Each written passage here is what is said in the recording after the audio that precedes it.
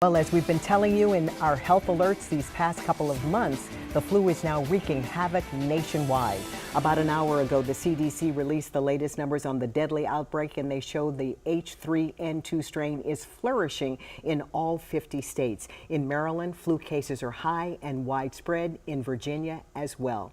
D.C. is not immune to the flu, but faring much better than its neighbors. To discuss more about what's going on in the DMV is Taryn Overman. She is ER Senior Director at Virginia Hospital Center. And Taryn, thank you very much for being here with us. All 50 states seeing the flu. Have you seen a spike in cases at Virginia Hospital Center? We have. We are definitely seeing increased cases and patients coming in with the flu at Virginia Hospital Center in the ED. Are these mostly patients who have not had the flu vaccine, or are you seeing a combination of both? I think it's a combination of both. Some have had it, some have not, and so we're seeing all patients.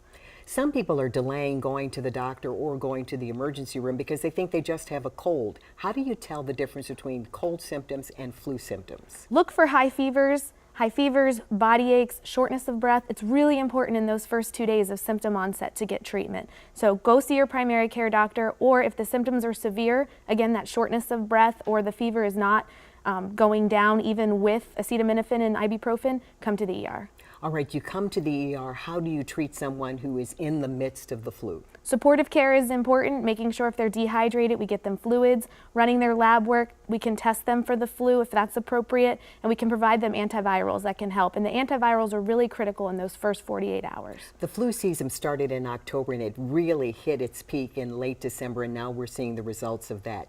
Is it too late to get the vaccine, which we've been told is only 30% effective? It is not too late to get the vaccine. The vaccine is a great way to prevent getting the flu, or if you do get the flu, it might be milder. I think something that's really important is I have a 5-month-old. My 5-month-old doesn't qualify because you have to be 6 months or older to get the vaccine. So if you have young children, consider getting your family vaccinated to protect younger children that aren't eligible.